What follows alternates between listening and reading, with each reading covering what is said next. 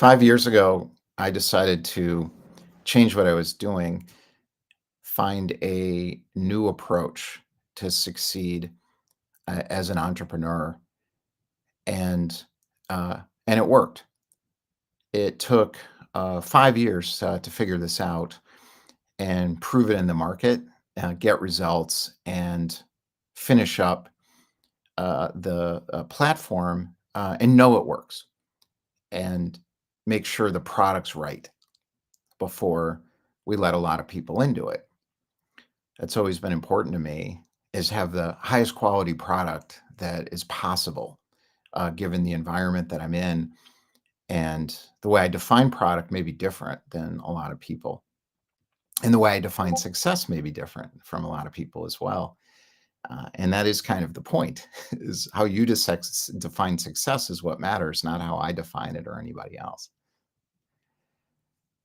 What I noticed over the years, because I've been doing this kind of thing since I was in my early 20s, and I learned how to network when I was started when I was 17, and really accelerated when I was in my like 19, 20 in DC, when I was in DC. So I networked up to the top of that town in the political environment in the 80s, late 80s, middle 80s.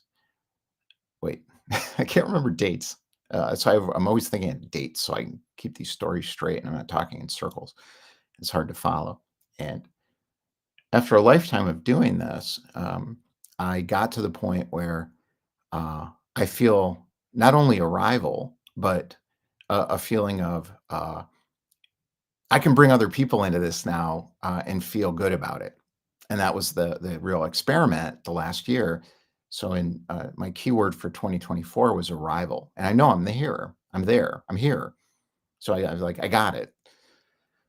Now I got to make sure it works for other people. However, so that was what 2024 is about. I call it the pilot year. September was like a fiscal year, not calendar year. September 20th of 2023 to September 20th of 2024 was the pilot.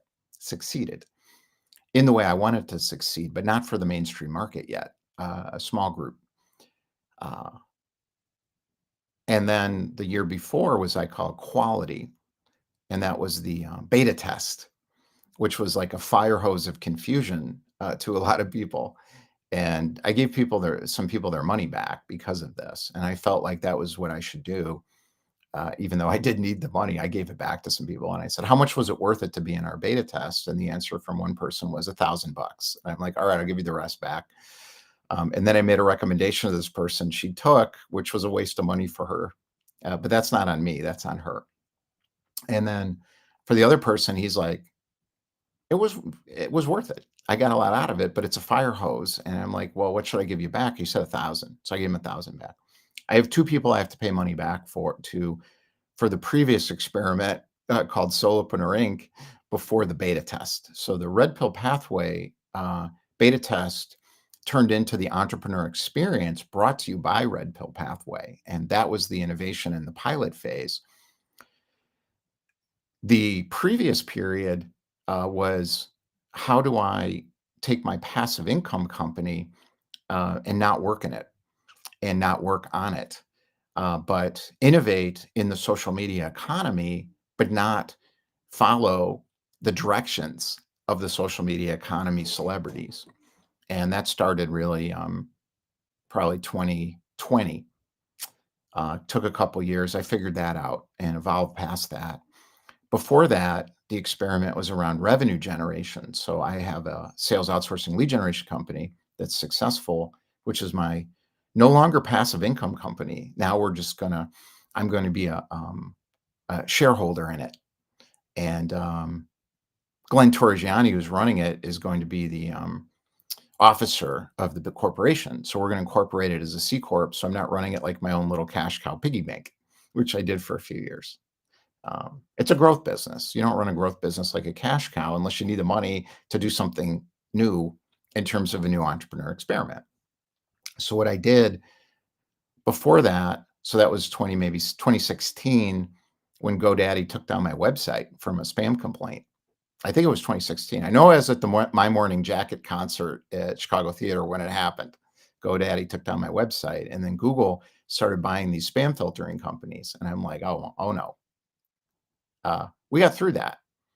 And the innovation was, can we create a strategic revenue generation business as opposed to lead generation, prospecting, outbound being separate from content, inbound, and social media research and marketing, and what was called at the time account-based marketing, account-based selling, and hyper customization, which we were using technology to do it with a lot of manual processes based on database lists. And I succeeded in doing this and being able to do it under being able to charge people less than 10 grand a month doing that. It was a huge accomplishment, particularly on the technology side. And we got there. And now that business can use these technologies now that they work. They didn't work back then. They sort of worked. So we had to cobble it together. Now this AI just works. But we don't use it on the front end. We use it behind the scenes because otherwise it just feels like more spam. So you need human beings in there directly engaged in the market. So we've got that nailed. That company is called OpGen. We took call sales partners off of it. Now there's a point to everything I'm going to say, because what I'm talking about is how to engage and succeed in highly political markets. I did it, so I know how it works. And I won't tell you how to do it the way I did it, because your markets, like all of them, and mine too, splits into factions and divides into competing groups. And each group holds very tightly to their opinions, beliefs, and convictions around best practices for success. That is a dangerous, slippery slope. If you're looking up at successful people and copying them, it's not a good recipe. Now, I'm going to talk about the different models to succeed and get paid for it that I've tried, used, and know work or don't work, and who they work for, because that's important. It's different from person to person. Surprise. Getting out of that lead generation business and the revenue generation business after I wrote a book on it in 2019, which is a good book. And I read the book now and I'm like, people are just starting to talk about what we did. Just talking about it. And I'm like, I did that back in 2016 to 2019. And then Glenn evolved it as a president, whereas I'm more of a founder. So his skill set for the 10 years that business has been in existence, I did 5 years, he did 5 years. And I'm like, I'm giving up a lot of equity to him happily and not using it like a cash cow, even though I could use the money. Because when you do a big entrepreneur experiment, you got to put everything at risk, roll the dice. That's what Elon Musk does. I get Elon Musk. I'm not like him. I don't want to be like him. And I'm going to talk about his model and Mark Andreessen's model and Brian Chesky's model and the Silicon Valley Andreessen Horowitz benchmark models, which are a little different, kind of opposite. I don't want any of that, but you may. So I want to talk about it. Success came, and then I have to prove it to myself that I can deliver real results by not delivering the results for people, but helping them get the results they want, not the results I think are important for them. And I learned that during the pilot phase, where I'm imposing my perspective on other people because I'm like, well, I know how to do this and I'll show you. And the answer is, it doesn't work like that. I learned that. So over this last period now, from, let's see, September 20th of last year to now, we're there. So I picked the word liberation for this year. And I was at a men living group on Wednesday. It's one of the men's group. I've been in men's groups since 2011. Men's groups are important for men because we don't know how to have relationships of the heart with other men. Abraham Lincoln, back in the day, wrote love letters to his men friends, and people thought he was gay. Now, not back then. That was normal. I'm not writing love letters to my male friends, but I can talk to them from the heart. There's nothing I can't say to Brian Muka. Nothing. And I've been able to do that since 2011 because I had to learn it as an adult because I wasn't taught to do that. I was taught to be in the hierarchy and win. And I did by not playing the hierarchy game. That's the whole point.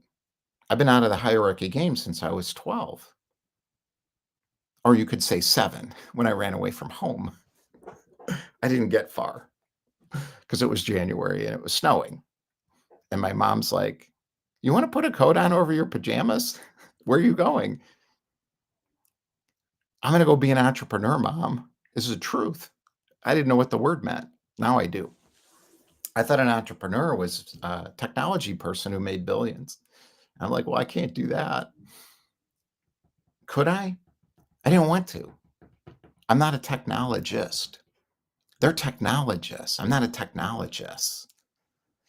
I'm an explorer of markets and business development approaches and how to succeed methods that work. And the inability I have to compromise on anything. Mark Andreessen talks about it. He says uncompromising stubbornness. And I'm like, no kidding. They just did a movie on this called Wicked. They did another movie called Forrest Gump years ago. That's my story too. How the hell did I become a kicker for Alabama? That's just the form that took. I wound myself into some places I didn't belong according to those places, but I did it anyways because I wasn't in the hierarchical thinking of other people who limited themselves. I didn't limit myself. I jumped into the fray 100%. And I got kicked in the teeth and I said, thank you. And I kept going. My way, though, careful. Keep going their way leads a certain place you may not want to get to. So let's go into the models now. I'll explain the model I now call flexible founder mode, which you can do. You don't have to be like me. You don't have to go as far as me. Nobody does. Very few people, because it involves so much inner development work. Most people don't want to go that far. But I started that when I was a kid, 17. So for me, it's easy. It's hard, but I like hard. So that's easy, makes it easy. That's why Elon Musk can roll the dice, because he likes it. He's not afraid. It's fear is what holds you back. Fear holds one back. Fear holds back humanity. Copying holds back humanity. Living a half-baked life holds back humanity. I refuse. I refuse. So what is the first model to succeed? Win in the hierarchy. And what is the hierarchy? Pick one that's working. So back in the day, I picked financial analytics and technology analytical thinking and being the smartest person in the room. My goal was to be the smartest person in the room. And I would go to Northwestern and I skipped class sometimes to sit in the stacks and read journals in social science and biology and everything. I just read. And then Bill Gates gave me a pathway. And Bill Gates said, smartest people in the world can come and work for Microsoft. And I remember thinking, I'm in. They said, no, you're not. Why? Because Bill wanted someone who could absorb this massive amount of information like a computer, like he could, because he needed that to build that business. I interviewed a guy when I did Change Agent Board in 2020, which I won't get into the details of what Change Agent Board was. Now it's something totally different. And I interviewed somebody who worked for Microsoft, who bought companies for Microsoft, and he wrote a book about it. And I reached out to him on LinkedIn. And I'm like, I want to talk to you. How'd you do this? And he said, you know what? He said, there's two things where I knew it would work. And he bought like 150 companies for Microsoft. He said, one, they're relentless. I'm like, got that. I'm relentless. Two, uh, they're really smart. And I'm like, uh-oh. No, I didn't feel that way. I know I'm smart, but the society told me I was stupid because I wasn't smart in the way that where the money was going. The money was going to finance people and technology people. And I saw that. I'm like, good, I'm going there. What am I good at? Business development. I'm great at it. My mentor, Jed Jacobs, said, you're the best in the world, Larry. He said, you're the best I've ever seen. And I said, did what? I'm not the best at sales. I don't work in a sales department. I ignore the rules and I go sell what I think is right to build the strategic business in the marketplace. And then the how's it going pipeline update meetings are in the way of what I'm doing. over and over again. So the hierarchical model for me became a waste of time. And I never believed in it, but I had to get out of it. So when I took money from people, it was a transitional thing with one foot out the door where I'm like, I'm going to perform for them. They won't always know it. I'm going to explain hierarchy real quick, and then we'll get into this social media economy, and then I'll talk about flexible founder mode. Hierarchy means subordinating yourself to someone else's vision. If Andreessen Horowitz gave me 100 grand, they want a return. What does that mean? I subordinate my vision to them, to their approach. What is their approach?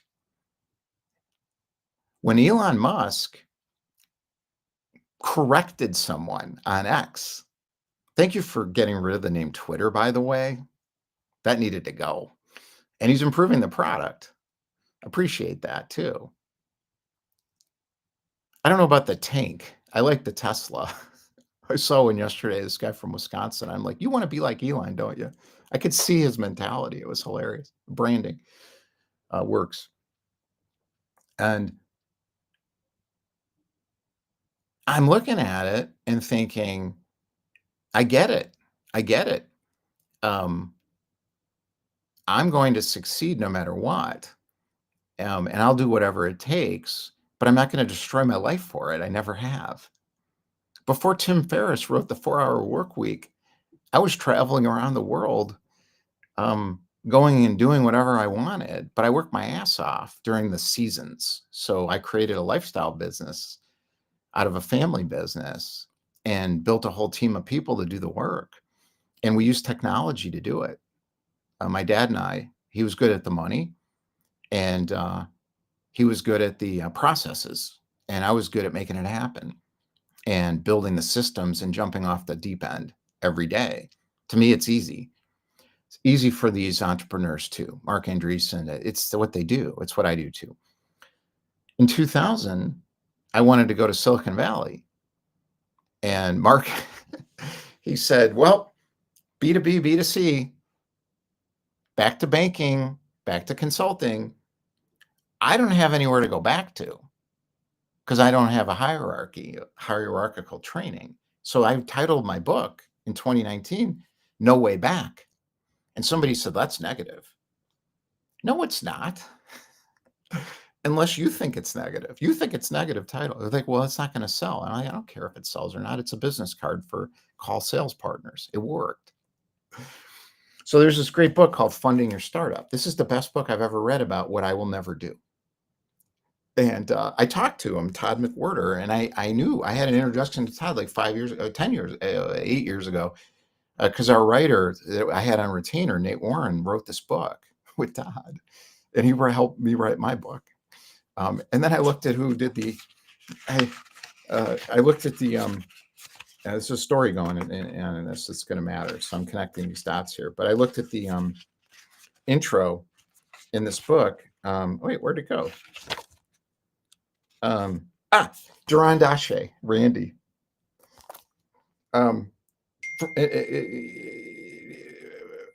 Randy was one of Todd's mentors. So when I was running out of money, or I thought I had money, I just didn't want to spend I didn't want to get into debt or spend my savings. And the cash flow from the passive income wasn't enough, or I'd have to ratchet back, and I didn't want to do that. Phone is dinging out of control. Handyman. What I realized was, I talked to my wife about this. This was over a year ago. And I'm like, all right, I could get 100 grand from Todd. And he said, no. I didn't really ask him. I just did a call with him. And he's like, I'm full right now. I'm not doing any more investments. And I'm like, you will with me if I want, because I know Randy and I can get a story together for you. And he's got this brilliant idea to get money from investors. It's brilliant. And it's called first dividend. Basically, it's you give them their money back before you get paid, but you give yourself a reasonable salary, but not serious. I had a client where a guy was paying him 200 grand a year in his startup. I wouldn't have invested in that. So I'm like, I'm going to take $4,000 a month, make up the shortfall, Todd, and this is going to be big. Here's why. And Randy agrees. Would he give me money? I didn't want it. My wife's like, you're going to owe him $1 million. He wants a 10x return. And then he wants how's it going meetings. When you take money from people, you have to explain to them what you're doing. If I have to do that, I'm out. But I'm not going to do it. That's why I left the service business, because I was tired of having update meetings with clients. Glenn loves it. He's great at it. Paul loves it. He's great at it. Go ahead and do it. I'm not doing that anymore. That leads to the business model concept. If you want to make a shit ton of money, and Andreessen Horowitz or Benchmark or any of these people will give it to you, Todd McWhirter, learn how to get it. Realize you work for them now. You're not an entrepreneur anymore. You're a corporate entrepreneur. You're an employee of their investment strategy. That's fine if you're in your 20s or 30s even. You want to have a real life, it doesn't work. And that's what I'm saying with Elon on X. So somebody said, we work 6 hours a day. And he said, how about 7? And they said, you're right, Elon. My answer would have been, fuck you, Elon. You think I'm kidding? I would have quit immediately. 7? No, don't tell me what to do. I am not going to subordinate my vision for you. That is a model, hierarchical model of money taking. You get private equity, public corporation. Now, Mark Zuckerberg was like, okay, I'll take your money, but I'm still in charge. He got away with that. That's rare. But he did it because he had the best thing going, and they knew it, and they didn't have much of a choice. Google guys just bought islands and submarines. They just said, fine.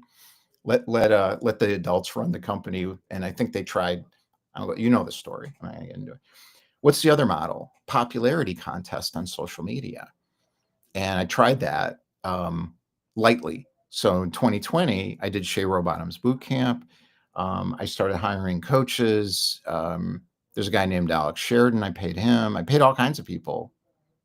About 150 grand by the end, including some of the marketing type people that I hired with different brands. I incorporated agile revenue generation, omnipresent engagement. Like I was right on the trend of other people. I saw Drift and Gong in the Valley and all this. And I'm like, oh, I'm going to do that.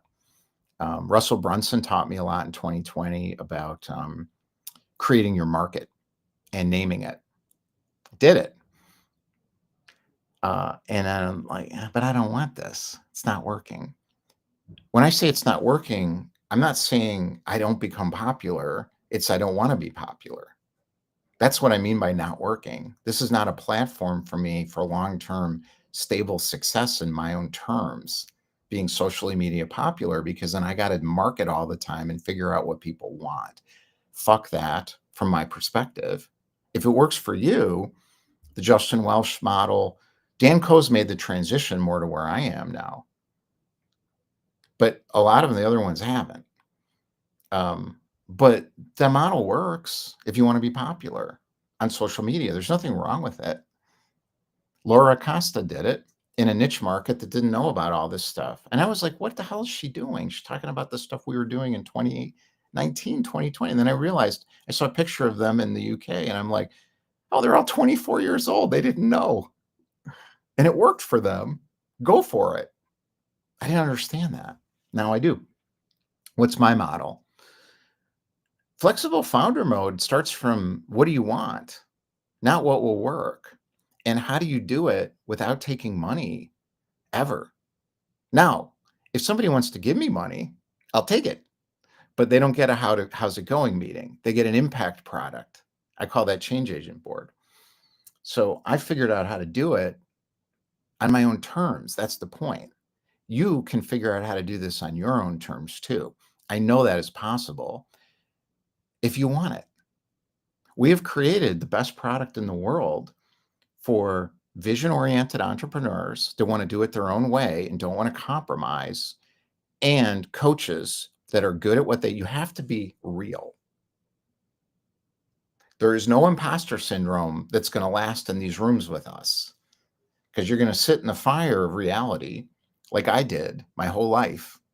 I've always had mentors that told me the truth, who said, you're an idiot. I have a wife that is solid.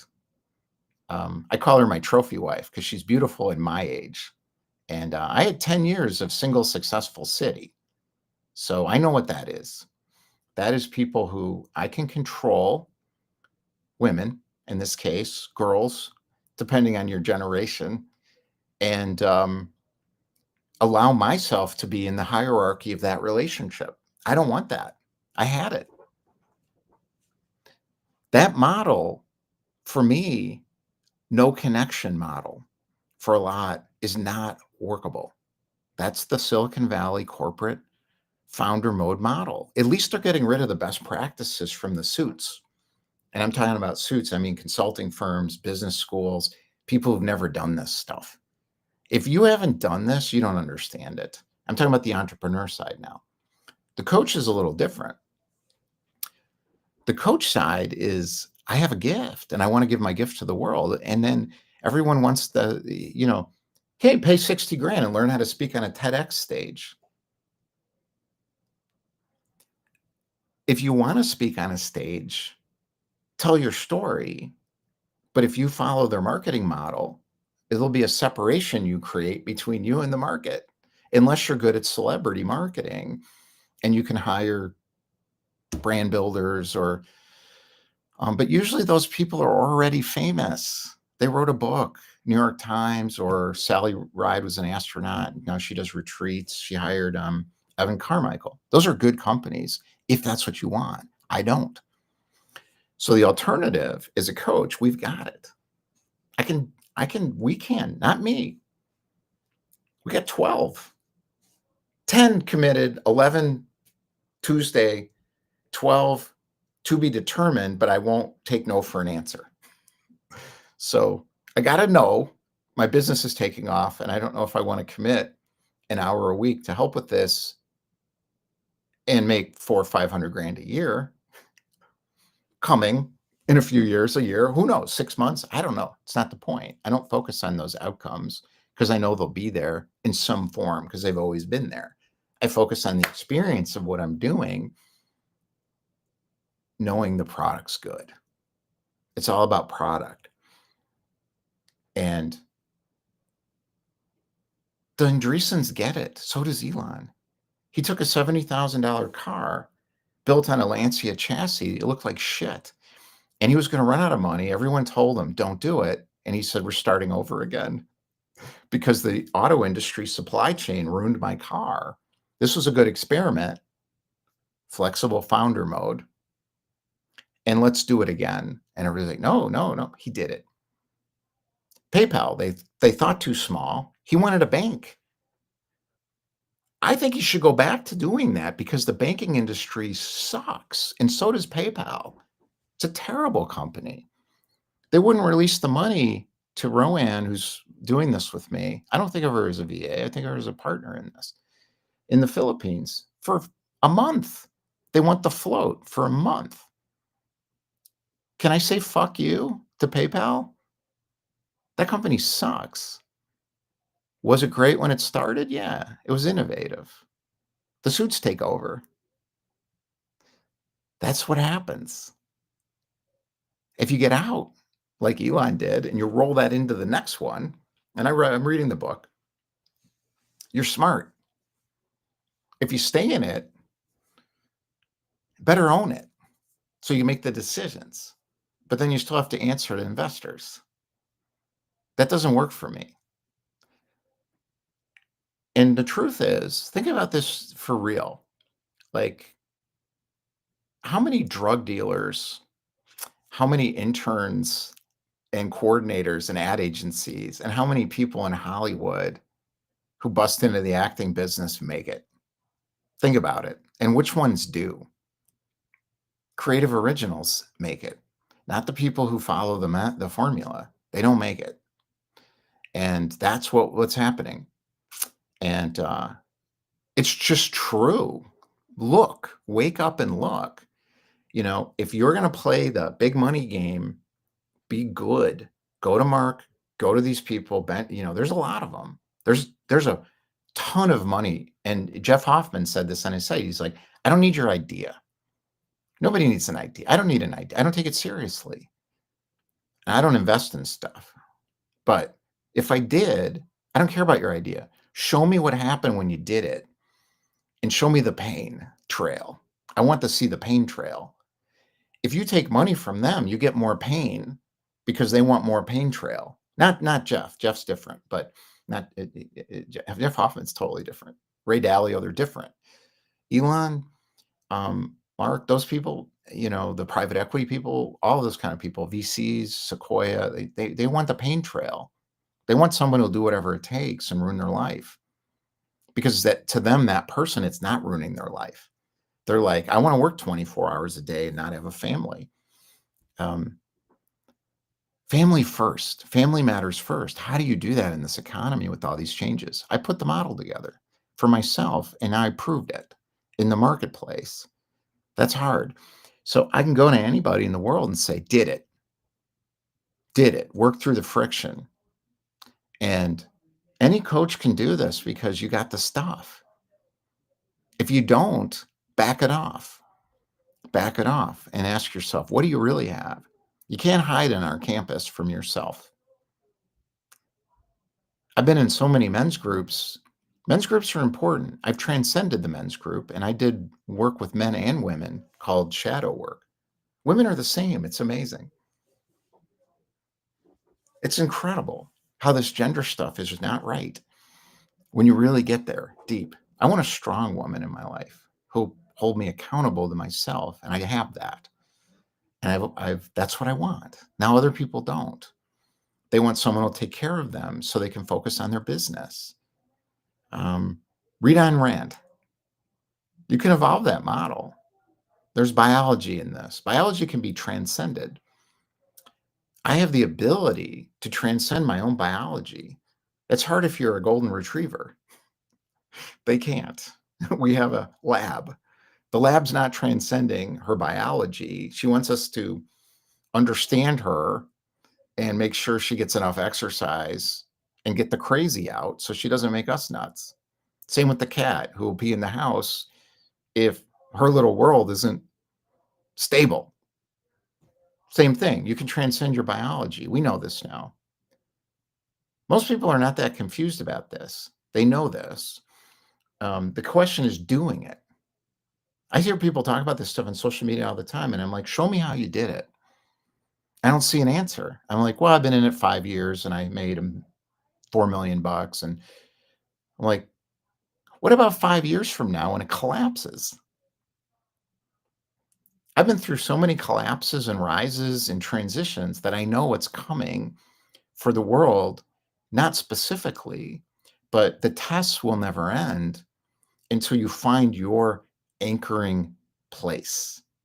That's what the entrepreneur experience is all about. It's finding your anchoring place, doing it your way with a team of people who know how to do what they say they can do.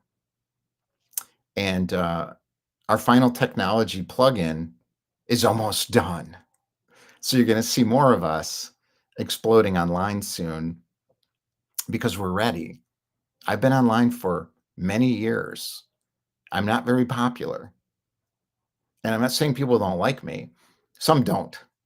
A lot of people like me and believe me because I'm real. I'm telling the truth. So I have my people. Now I have a Stripe problem. There's a Slack. I don't want to use Slack anymore. I got to get out of Slack and get fully onto Discord. So Slack pop-ups, it's nuts. We got into Slack when they started. So it was good. Now we don't need it anymore. At least I don't. I like Discord. Technology evolves, jump, leap, but it's hard. So I had to pay somebody to finish Go High Level integration with Welo. Well, Welo's going to do a lot of that. Welo is big deal. If you don't know about Welo yet, it's a huge deal. Video metaverses. Mark Zuckerberg's right. He's not stupid. Okay, he's stuck with a big ad network, so he's got a problem. But he controls it. Way to go, man. You didn't let the suits take over your company. Oh, I forgot service providers. I've worked with a ton of service providers, a lot. What's a service provider? You're great at what you do. You want to provide a service to a client. I hate doing that. You love doing that. I'm working with a service provider right now, Tom McClintock. He's the best at Go High Level. I have to get myself organized to not waste his time or my time and escalate the bill. But even more than that, it's respect. It's what do you need from me, Tom, to do your job more successfully? Glenn, who runs OpGen, refuses to use social proof. I'm really serious here. This is basic stuff. And it's being taught on social media in this strange way as like belief systems. Why do we stop using social proof? Because we were attracting people who wanted fast answers and easy results and wanted to get 3 million from their 100 grand investment in 12 months. And the answer is maybe. Depends on you and the fit and what's going on in your market. But we're going to get you somewhere. If you're a mature adult, social proof negates that because it's tricking the mind into believing things subconsciously. That's what they're doing with marketing. You realize this? But it works if you want to get money out of the market. It depends what you want. So Glenn decided he didn't want shitty clients. What's a shitty client? Client makes your life crazy, miserable, whether they pay or not. A lot of those people don't pay well either. I noticed that. It's an interesting correlation between shitty client that that sticks you up your ass at the end because they think you didn't do a good job when you did, or a client that is confused and buys because you give them a social proof case study that manipulated their mind. I don't mean in a bad way. I mean, just did it that way. And then they think you're great and you have an answer for them. And then they want the answer, even though you tell them later, hey, we need a month to do brand sculpting, get the product out into the market. We need you to give us the information we need. And we need you not to suck at what you do or be confused anymore. And you need to understand how pipelines work, how they build, how you look at it, and how we integrate with your experts. I don't do this stuff anymore, but the OpGen company does. And Glenn got to the point with it where he's like, we're just not going to let those people pay us anymore. That's hard. It's easy to say when you got 30 million in the bank. I don't listen to people who have $100 million in the bank, 30 million. I don't listen to them because they're not in the grind of the reality of they're living Richistan. So I'm going to talk more about Richistan later. There's a book called Richistan. I'm not kidding. I'm not making any of this stuff up. Richistan. Oh, are you sure you want to end this stream? Restream is telling me. I'm 10 minutes over. I'll go 2 more minutes. I'm going to talk about Richistan a lot. Living in Richistan is not the same thing as living where you live. Where's Richistan? Santa Barbara, Manhattan. I saw Billy Corgan at a record store. Or no, actually, my friend did in Chicago. And he's got a tea house in Highland Park, Illinois, north of here. And my wife likes it and goes with her friends. I've never been. And Vince Vaughn lives in Lake Forest. And what's his name? Stand up lives in Ohio. Real world, not Richistan. Richistan's a different. They have their own healthcare system. They have their own schools. They have their own transportation system. They have teams of coaches and supporters, and that's where Zuckerberg lives. That's where Andreessen lives. That's where Elon Musk lives. And everybody wants to get into Richistan. I don't want to live in Richistan. I don't want to do what it takes to get there either. And then if I got there, I'm at the White Lotus Hotel. Have you seen that show? I've been to this. I've done a lot of this stuff. I've ate at Alinea. I spent $1,000 on dinner. And some of those people like every day, every week, the CEOs. I'm like, who can pay for this stuff? And somebody said CEOs. They're taking their clients out. Oh, I dated a woman years ago who was in that world. She wasn't in it mentally, but 30 million, 50 million. Her friend is she had $30 million. Her dad was a CEO of a big corporation. He ate in those places. You want to live in Richistan, go for it. But you're going to need a Mark Andreessen